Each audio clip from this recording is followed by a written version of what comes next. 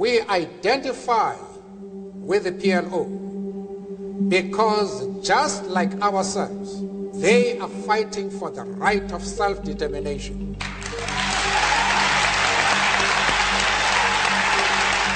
Apartheid is an Afrikaans word meaning separateness or the state of being apart.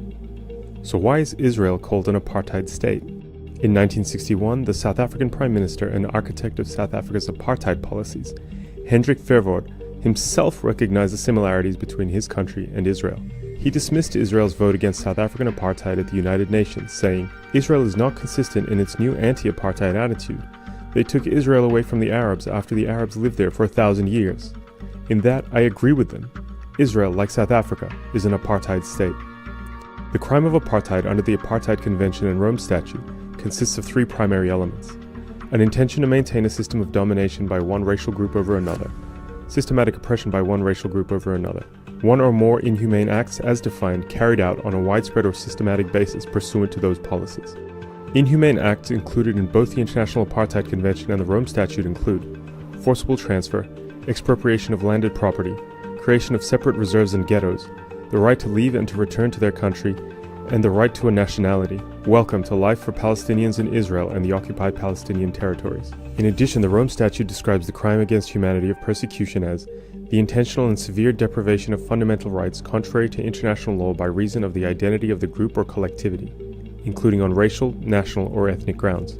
Since the foundation of the State of Israel, via the ethnic cleansing of up to 300,000 Palestinians from their ancestral homelands by Zionist militias in the 1948 Nakba, or catastrophe, and Israel's subsequent occupation of further territory after the 1967 war, there are now two groups in Israel and the occupied Palestinian territories: Jewish Israelis and Palestinians, ruled by a primary sovereign, the Israeli government. A stated aim of this government is to ensure that Jewish Israelis maintain domination across Israel and the occupied territories. In 2018, Israel passed a law with constitutional status affirming Israel as the nation-state of the Jewish people, declaring that within that territory the right to self-determination is unique to the Jewish people, and establishing Jewish settlement as a national value. To maintain Jewish-Israeli control, Israeli authorities have systematically implemented measures designed to contain what it calls the demographic threat presented by Palestinians. Those policies include limiting the population and political power of Palestinians, granting the right to vote only to some Palestinians who live within the borders of Israel as they existed from 1948 to June 1967, limiting the ability of Palestinians to move to Israel from the occupied territories. Other steps which are taken to ensure Jewish domination are the official separation of Palestinians in the West Bank and Gaza, preventing the movement of people and goods within and between the occupied territories, and the Judaization of areas with significant Palestinian populations, such as the current home evictions being witnessed in Sheikh Jarrah.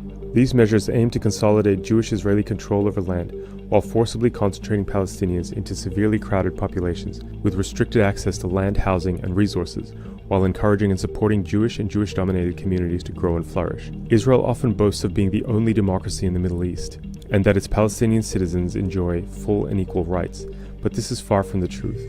Palestinians are subject to completely separate and unequal treatment compared to Jewish Israeli settlers. In the occupied West Bank, Palestinians are subject to a brutal system of military law and segregation. In the Gaza Strip, Palestinians live in the largest open-air prison on earth. In annexed East Jerusalem, occupied territory under international law, Palestinians have an inferior legal status that weakens their residency rights, allowing them to be forcibly evicted from their homes. While Palestinians in Israel, but not the occupied territories, have the right to vote and participate in Israeli elections, these rights still do not help them overcome systemic discrimination. In the early 1970s, Palestinians began to compare Israeli proposals for Palestinian autonomy to the Bantustan strategy of South Africa, which would essentially see a series of tightly controlled ethnic ghettos, rather than actual political autonomy. In the 1990s, the term Israeli apartheid gained prominence after Israel, as a result of the Oslo Accords, granted Palestinians limited self-government in the form of the Palestinian Authority, and established a suffocating system of permits and checkpoints. Allegations of apartheid grew further following Israel's construction of the West Bank barrier. Israel continues to punish Palestinians in the occupied territories with a number of ongoing abuses. Severe restrictions on the movement of 4.7 million Palestinians, the confiscation of land, harsh conditions including the denial of building permits, the denial of residency rights to hundreds of thousands of Palestinians and their relatives, the suspension of basic civil rights such as freedom of assembly and association. On top of this system of control comes the war crimes committed as Israel has routinely attacked Gaza under the guise of fighting terrorism, In recent weeks, public opinion has shifted radically as home evictions in Sheikh Jarrah and Israel's attacks on Gaza have illustrated the brutality of Israel's system of control over the Palestinian people. The question is, how long can it continue?